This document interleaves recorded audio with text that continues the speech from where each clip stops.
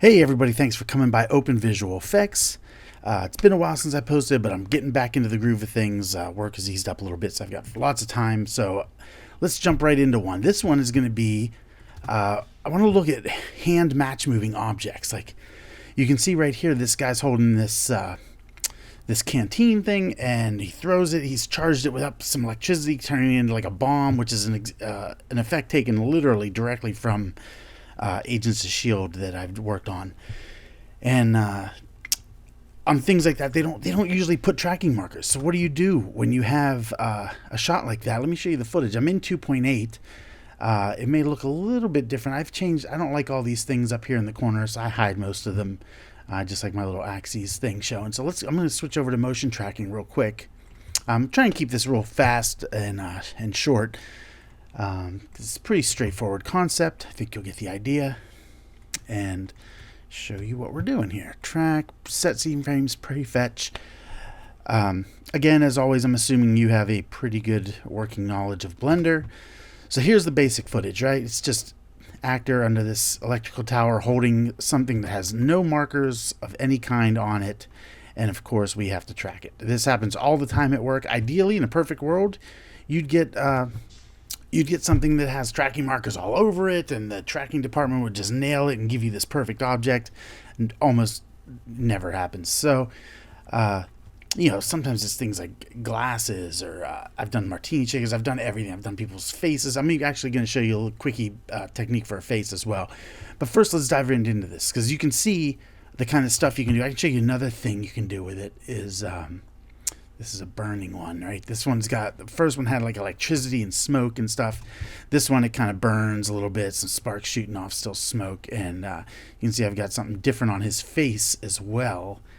And I will show you how to do all this stuff. So let's dive on in. Again, this is our footage, uncolor corrected everything. It's just the straight up footage, frame sequence, 100 frames. And this is just for reviewing. We're actually not going to track a single thing. However, we are going to jump over to solve and hit setup background, because it's a little easier than going to the camera and picking all that stuff. It's just one click. So let's switch over here, go into this mode, and we can actually delete the light and the cube both. We don't need those for now anyway. You know what? We could probably leave the cube. That's all right. We'll make another one. Blender has unlimited cubes. Anyway, let's open up a second 3D viewport. This is how I prefer to work. I always like to see, what's going on down here in my view, but also be looking through the camera. First things first is I'm going to really roughly try and line up this camera. So there's two ways you can do this. You can just do this. You can do view, lock camera to view, and I have nothing. Oh, there you go. You can just kind of position it around. You can see down here our camera is moving. Actually, I want Y to be front to back and X to be that. So there you go. You can see it's kind of lined up to the ground, right? That's sort of in the ballpark. Let me see. Yeah, that's front. So that'll work. That's exactly what I want. So you could start now. You could start hand tracking this thing, or if you want to try and be a little bit more accurate, what we can do is create a quick... Now what I'm looking for, let me show you actually before we just dive in and do it. Background image, turn this up a bit to like 7-ish, 8-ish, something. And if we... Oh, I'm still on that mode. All right, turn that off. Do that all the time. This electrical tower happens to just have some cylindrical objects in it. You could use houses, you could use cars, you could use anything that has a sort of a geometric shape, boxes, cylinders. Planes can be a little tricky, but if you've got the side of a building or something, you can use real generic stuff to line it up. So we have a cylinder, and we know there's one back here as well, and there's one here. So we've got a few of these cylinders around, and we can use that to our advantage to help out just a little bit with the camera solve. Not camera solve, the camera placement. It's so not a solve. Tab, I'm going to hit GZ1 just so my anchor point is on the ground. My pivot point's on the ground, so when I hit scale in Z, it will just scale the height like that. I'm going to switch to wireframe, and I'm going to move it over here. I'm going to keep it right on the ground plane, right, and try and get it kind of scale it down there, right? It needs to come forward a bit. Needs to move over a bit. So you can see what I'm doing here, right? I'm just lining this guy up right here. And you can see we're still big, so let's scale it down, not in Z, because Z is looking pretty close actually. You could even mess with your camera settings. Normally if you do a solve, you're going to get, first you would solve for the camera, then you would solve for the object. And the solving for the camera is going to give you the focal length, or at least a pretty good approximation of it.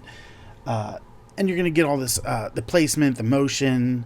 You're going to get all this information. We're not doing any of that. We're completely cheating everything. But if you want, you could, mess around with it and try and dial it in as best you can. But we're not going to do any of that. I shouldn't even be showing you this because I really wanted to just make this fast. But this is just a little extra. So let's duplicate this thing and just move it back in Y. So you can see now how it's kind of up here. But what we can do is I'm going to put something right in the middle, actually. Just a plane so that I have something to rotate around. And then I'm going to try and line these two. Oh, you know what? Actually, let's rotate around that first one. This one here. That guy. I always have my preferences set to rotate around selected object. That's my preferred method. Specifically for things like this, because I'm always doing stuff like this. So now you can kind of get that thing a little bit more in the ballpark of... don't do that. Undo that one. Oh, no. Undo that again, too. Select this guy. Come on. And rotate around it. Yeah, there we go. And I just want to get it right there. And you can even select this and do like a rotate X. And kind of move it real slow. Rotate Z. So that's kind of in the ballpark, right? Oh, dang it. There we go. Turn that off already. Kind of in the ballpark. Not perfect by any means, but at least we know our ground plane is kind of where the ground plane is supposed to be on frame 22. I probably should have been on frame 1, but really doesn't matter. So I'm going to close that up, and I'm going to move these two guys into their own collection by hitting M, new collection, set geo, enter, enter, and now I don't have to worry about those or even look at them. And don't forget to save your project. However, you know what? I will save it. Let's save it. Save as something. I've already got tutorial 2. Save as. Boom. All right. Now, how do we get modeling this? So what we're going to do is we're going to model it and animate it at the same time. Sounds ridiculous, I know. But that's what we're going to do. So we're going to find frames where we're kind of looking at it orthographically.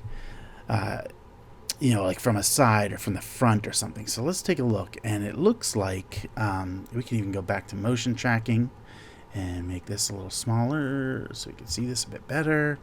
And if we play it through, which it is not doing very well at all, probably because I've got the screen recorder running. Right? Prefetch, right? So yeah, this must be screen recorder. So anyway, it's not going to play smooth, which is sad. But let's take a look. So right around in here, look at that. He's pretty much holding it directly towards the camera. It's kind of like a side view, right? So that's like a perfect side view, like frame 25, right? Am I crazy? I'm going to go with it. I'm going to say 25. 25 is a good side view. So I'm going to hit M, put a marker down there, which takes up so much space that I can't even see what's going on now. There we go. Much better. And then I'm going to look for another view. Is there any other view where we're looking at it from any other angle? That one looks pretty good. Right here, right? What is that? What is that? 54? Yeah, 54.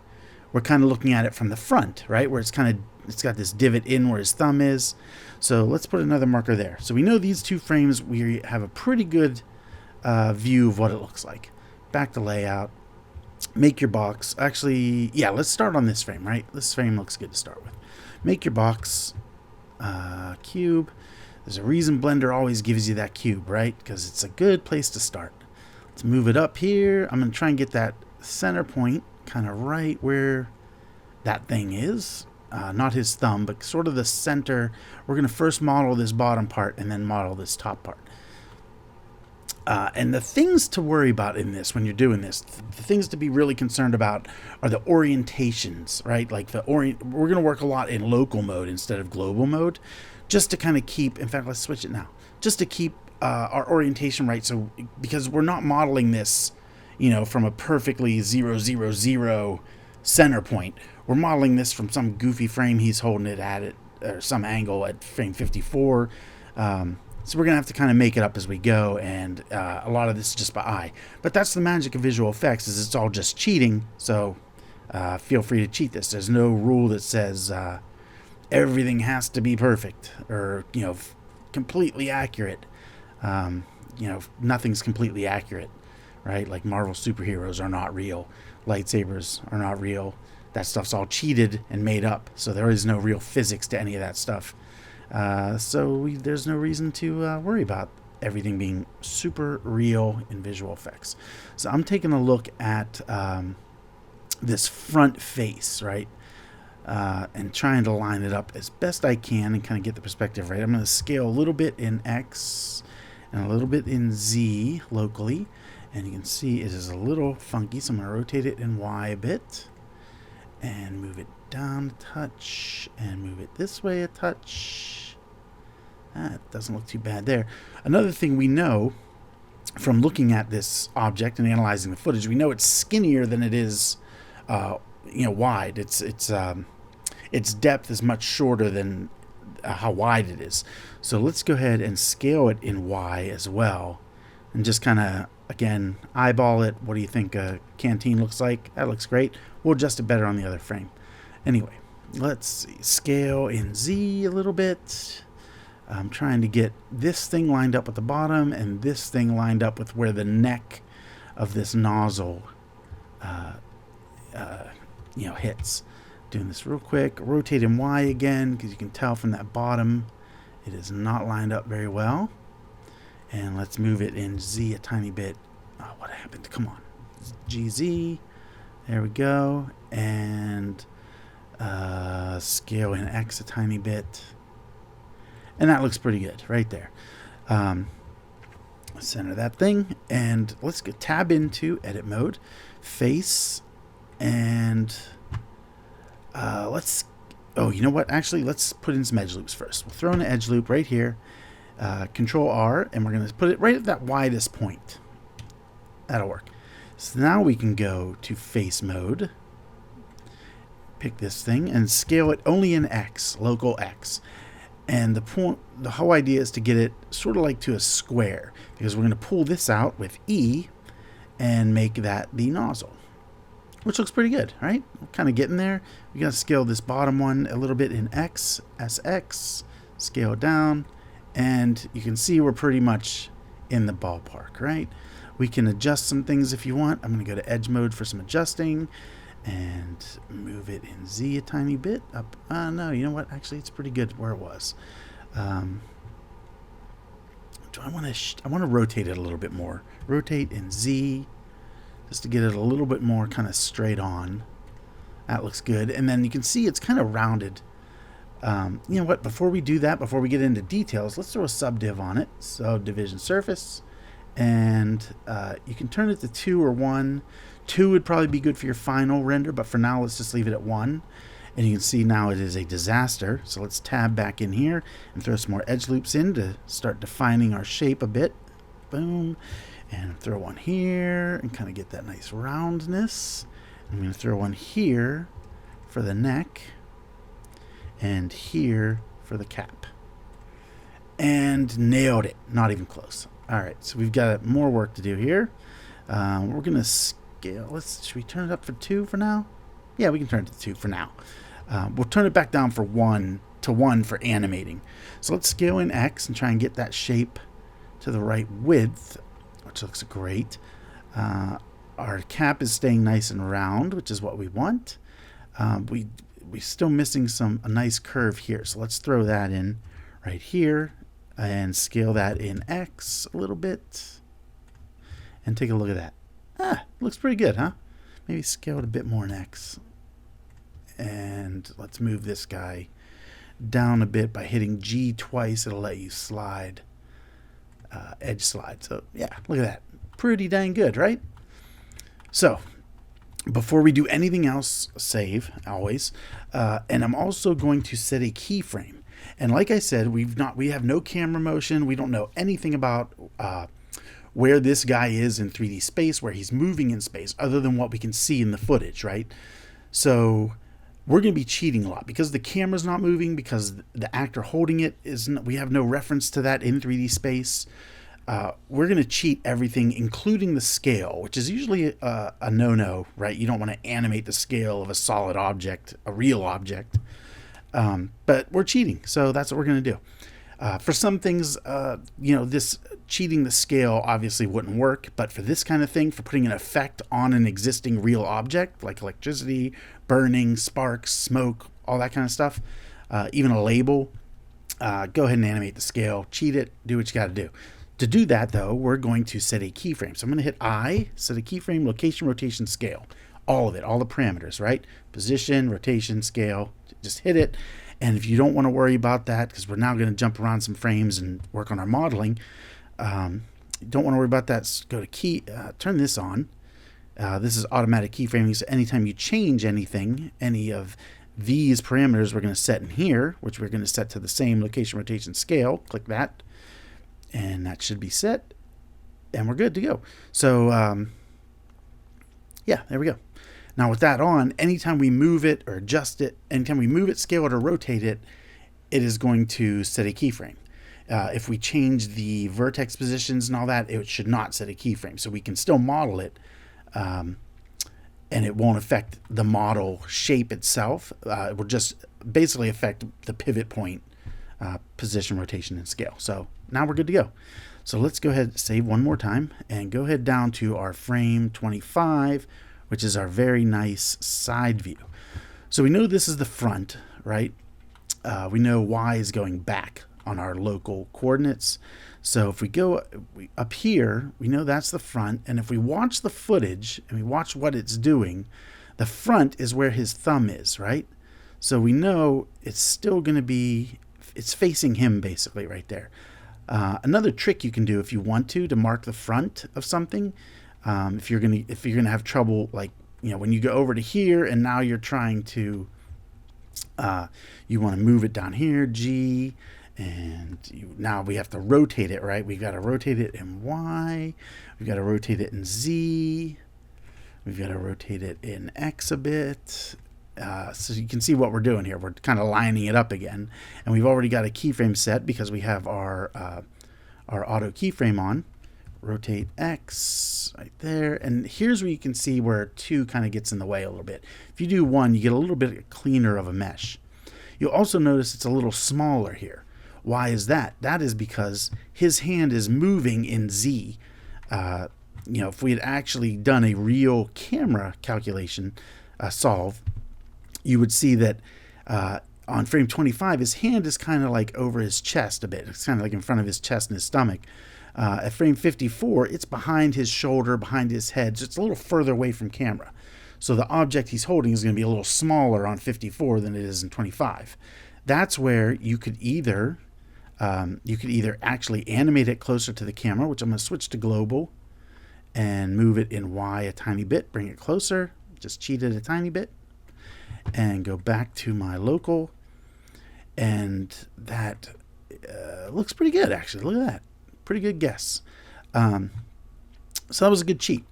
Or that's why I was saying you could cheat the scale. That's probably going to be the only time. Well, he throws it at the end, and I would move it in Y when he throws it. So here but for the most part, the rest of this until he throws, I'm probably not going to move it around in Y very much. But I do need to make sure that that is still the front, right? Like that the front is correct. So what you can do is go to 54, and on this object, you can switch to solid for a minute, and I'm going to put the cursor to the selected, and I'm going to make a quick little sphere, UV sphere. I'm going to scale it way down, not that. I'm going to move it to the front and scale it way down, and just put it just anywhere. It doesn't matter where, really. Let's put it up here, right? Right there. And put it, it's not touching the object, there it is, it's touching the object, right? Select them both and Control P so they're parented. So now that sphere represents the front of the object. So now when you go, you've got that sphere selected. When you go back to frame 25, that sphere should be in the front, and it is, so we're in good shape. we're keeping it oriented. So you can leave that there and then just delete it when you're done. And that way you always know which is the front, since we're really just eyeballing this. Okay, so we've got to do some changes to our model here. Kind of getting in the ballpark. I am going to rotate it in Z a bit more, like that, kind of directly side view. And we need to kind of bring out this front, right? Let me move this guy out a bit and grab this guy again and tab into edit. And I'm going to grab these two faces and just pull them out and see if that gets me where I want to be. Kind of does, I guess. I'm going to grab these two guys, this one, and pull them out as well. And that's looking pretty good. Maybe these two a little bit more. And I'm actually going to grab this one and pull it out too. Just a tiny bit. All right, that's getting there. I wonder if I need another, I might need another edge loop here on the neck to keep the neck a little sharper. Yeah, maybe, huh? Maybe another one right here. You can throw it right in the middle there and it'll should do it. No, let's just take that out for now. There we go. We'll worry about that later. If it still turns out to be an issue, let's go to the back and do the same thing on the back. Move these out a tiny bit. Move this guy out a bit. And you can see we're getting there, right? This one, move it out a bit more. Tab, move it out a bit more. That looks getting there, I guess. And we got to do the bottom as well. Those two, move it in Y. Tab, how's it look? Looks good. And I'm going to grab this one and move it out a bit more. Look at that. That looks pretty good, right? I think there's also a divot, right? There's that divot in the front where his thumb is sitting in here. I'm not going to worry about it though. For now, I'm just going to keep moving ahead, just to not worry too much about it. And then later on, if we have to worry about it, we will, but I don't think we will. So I'm going to go ahead. I'm actually going to select this loop and Control plus it a few times and scale it in everything but Z just a touch. That looks good. Right, so that's in the ballpark. And we've got our keyframe set, so we know it's good. So now, I think it's probably modeled good enough, right? So now we're just going to jump through and start setting keyframes, which I doubt you'll want to, save often, which I doubt you'll want to watch the whole process of because it is boring and slow. But we can do a couple here. Let's do a rotate in X and a rotate in Z. Nope, that's a scale. Don't do that. Rotate in Z. Make sure that sphere is away from the camera, right? Where's that sphere at? Yep, away from the camera, so we're right direction. Move that up there. Rotate in Y a bit. Rotate it in X a bit like this. And rotate it in Y again. And you can see it looks a little funky, right? Like it's not perfectly lining up. And again, that's where you can just cheat it, man. Just cheat it. I'm going to actually scale it in Z, a bit. Look at that. And I'm going to move it up a little bit in X. And I'm going to scale it in X a tiny bit. And I should, we should do this, right? We should do face mode. Select, no, not that one, this one. Control plus, and I'm just going to scale that in X a tiny bit, which is going to throw it off probably on some of our other frames, but I think we'll be all right by that point, maybe. Or we can even scale it back down a touch. That's all right. We're just cheating. We should have a keyframe there, right? If I move this up a bit and we look at this, there they are. So there's our keyframes. I don't like how this marker thing takes up half the... I like the old way. Why do I need a gray strip here to see markers? I don't know. Maybe it's useful for animators. All right, so now we can just keep going through. And what you want to look for is the extremes of the motion, right? So human motion is very erratic, very, they don't move in straight lines and nice, easy curves and all that stuff. So it's what'll get you there the fastest is to look for, between two keyframes, look for the high points and low points, right? Like right around in here is like the high point 5, and then it comes down here, right? The low point's like 10, back up, right around there, 14. If you hit those ones, you'll get there much faster. For example, let's look between 25 and 54. He doesn't actually start moving up towards that 54 position until probably right around there, right? That's where, yeah, that looks like the low point. 47, probably the low point. And look how far off it is using a linear keyframe. So let's go ahead and just move that guy down to there. And now we've got to orient this thing. So let's rotate it in Y a bit. We can see his thumb, so we know where the front is. Rotate it in Z a bit. And let's see here. I want to move it in X a bit. And rotate it in X a tiny bit. There we go. So hopefully this is all making sense. Of course, if you've got any questions, just as always, let me know in the comments wherever you found this, whether it's on my site or YouTube or something. That doesn't look too bad, right? That looks pretty good. All right, so there we go, lined up there.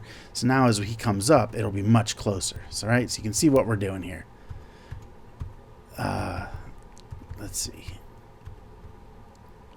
Let's go there. So I don't want to do this whole thing for you. That'd be pretty boring. So I have a project that is actually already set up and ready to go. Kind of get in the zone though, right? You just want to work on it. Rotate Y a bit, like that. Rotate Z a bit. He's got his thumb's kind of facing away a little bit. So we can do this. That's looking pretty good. Scale it tiny bit. And GY tiny bit. There we go. GZ a tiny bit maybe? Yeah, a little bit. There we go.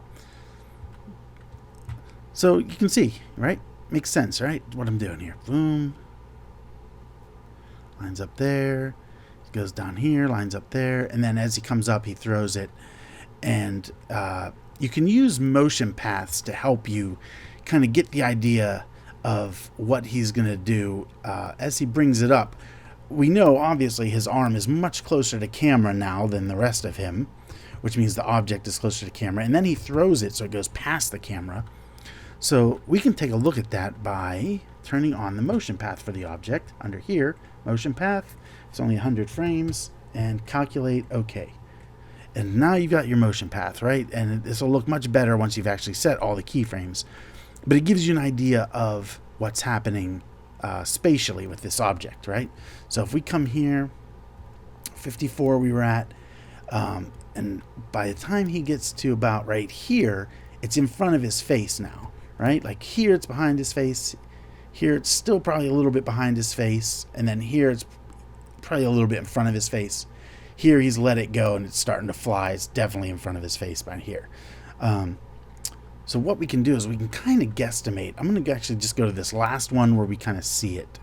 Maybe not. Maybe we need to go to one where we see the actual object, right? So the 2 frames ahead, right there, we know it's going to be a little bit closer to his head. So I'm going to move it forward a bit. I'm going to go back to global for just a second and hit, which I know I can leave it on local and hit GYY. Now we're doing global, so we can do that too if we want. But I'm not going to bring it too much closer.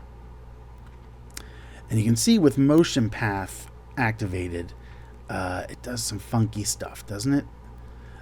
It's not updating. If we change frames and come back, you can see it'll update a bit. I don't know if that's a bug or what, but whatever. Let's put that right in the center, and we know. All right, so we can see it's kind of starting to curve forward, right? So I'm going to turn this off for now because it is messing my flow. And I'm going to rotate in Y. I'm going to rotate in X like this. I'm going to rotate in Y again. And this frame is really motion blurred, right? So what you want to do with a really motion blurred frame is kind of aim for the kind of the thickest parts. Don't worry about the scale too much because the sky is really bright. So you can see, like here, for example, even though it's just as blurred as it is up here, you're seeing more of it. And that's because this is darker. This bright, this overexposure stuff is coming through here and cutting a lot of that motion blur visibility away. So it's still there, you just can't see it as well. So that's something to keep in mind. Don't worry about that too much. It'll look natural when we do it, when we render it. Render Y. I think this is looking pretty good, huh? GZ again. There we go. That looks pretty good. Do I have the sphere in the right spot, still facing front? Yes, great. And now we can go to another frame, and again we know it's going to be even further. So I'm going to hit calculate again, and now I know it's going to be a little bit further ahead even, right? So I can go GYY, moving globally, just bring it forward a little bit, how much maybe his hand would have moved at that point. And I'm going to go GZZ, so I'm global Z, move it over here, GXX, oh, don't do that, right there, boom. Turn off this update path because it is wrecking it. There we go. And can't see much of it, but if you can't see much of it to line it up, then the viewers will not be able to see much of it to tell if it's lined up. So just kind of get it where you think it needs to be. Rotate Y a little bit like that. That looks pretty good. X, tiny bit, and there we go. Good enough, right? And then the next frame, he's really let go. Boom, he's really let go of it. So in this frame, we are going to calculate the motion path again, and GYY, bring it forward again. And you can kind of turn this off now and see where it is. And we know it's going to be up here somewhere, right? He's let go. It's going to be starting to rotate a bit. So we're going to like rotate it in X a bit, rotate it in Y a bit, like that. That looks pretty good. Good enough, right? Boom. Yeah. Looks pretty good. So there we go. So I just walked you through getting it through that throw. We might as well do this one last frame. Rotate Y, GZ. I so much prefer the keyboard shortcuts. I'm going to rotate in Z too because it looks a little thin. So I'm guessing that's what, you know what, we can even cheat it. Scale it up a tiny bit. Complete cheat, but looks great. And the sphere is still in front. Yeah, looks great. If the 3D cursor's in your way, you can just get that thing out of there or turn it off if you want. But I usually like it. So don't forget to save. So there you go. This is the basics of it, right? Just modeling and lining it up. Let me show you a file that I have that looks great. Hand match moving test. This is what it looks like when it's all done. I've got a lot of keyframes in there. It's lined up pretty good. And everything works. I did this the exact same way. I even stopped it at the same frame. You can see as he throws it, it's out. That means we'll get motion blur on this last frame where you see it, but by the time it's here, afterwards you won't need to see any more motion blur, so you don't have to worry about it. So there you go. That's what that's going to look like. On this one, what I did was I cheated a tiny bit, and I added, beyond the subdivision, can't even talk now, subdivision surface, I also threw on a displace because for some reason when I modeled it a little. I think what I did was I modeled it without the subdiv on, I think, right? Or maybe set to something different, or I don't know. I don't know what I did. I don't know how it got smaller, but somehow it got a little smaller. So when I was done, I was like, I should make it bigger. And the easiest way to make something bigger, kind of puff it out along its normals, is just throw on a displace, but don't put any map in. So when you put that on, it kind of puffs it out, and then you can just dial that in. You can even animate that if you go to another frame and it's too fat or something, then you can animate that around. 0.2 was enough for me on this one, and this is actually the match move that I used to render out all the examples, all the elements that I created for my example files. So yeah, so that's it really. And when you render this, you want to make sure you've got motion blur turned on. You want to make sure you match the motion blur in your footage. I believe mine was, I don't even know if it's in this motion blur. No, it's not in this one. But it ended up being for this camera something like 0.2 or 0.17 or something very minimal, because this camera is just a pocket camera, and it doesn't. You got to be moving pretty fast to capture some motion blur in broad daylight. So anyway, that's the basics of it, and I'm going to show you another technique, kind of use a single track to sort of help out, and then we'll look at the kind of stuff you can do with this. So tune in for the next one.